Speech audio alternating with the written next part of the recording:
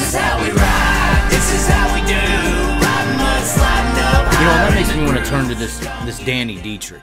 And I was actually in a text message discussion with one of the biggest names in this sport. Period. This is a racer. Well, he kind of races whatever he wants to. This guy said, "Why don't you say something about Dietrich?" And I go, "What do you mean?" He says, "All these people are pissed off and upset at USAC midget drivers and all these kids that go out there and just dump each other back and forth. And then you got a guy like Danny Dietrich that these kids are looking up to and watching on their TVs and phones.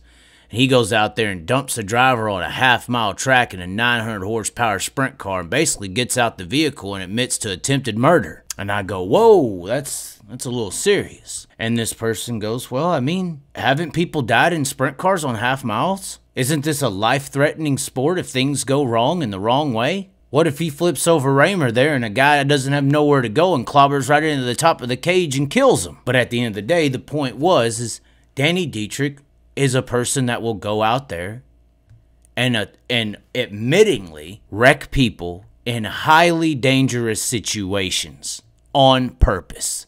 And this person was trying to make the point that Danny Dietrich is setting the example to kids and young drivers coming up that this is how you handle things. And this driver wanted me, this person, driver, owner, he's all kinds of things, wanted me to let everyone know, no, and to look up to other racers, like Kyle Larson was saying. You USAC midget drivers need to look up to Donnie Schatz or something. Or go look at how Robert Ballou and Justin Grant raced each other at Kokomo last night. That was amazing racing action. And even Kyle Cummins getting in there. Awesome driving skills and ability, and a very clean race. I guess I could possibly agree with this guy, is when we see stuff like that, we don't need to give it as much of attention, because just like the USAC Kokomo race don't get no attention, the incident with Danny Dietrich and the pit road fight and all this gets all the attention. This is what everyone sees, and people put it out there so more people can see it, and this is how it's handled, hoorah, and they sell their t-shirts, and now t-shirt sales are so important. Last week when the late models were up at Huset's, you know, and Tyler Erb was being interviewed, and he said fuck or something like that. But when he said it and how he said it, to me, it came across as forced. When he was interviewed, it came across as like he wouldn't have naturally said fuck.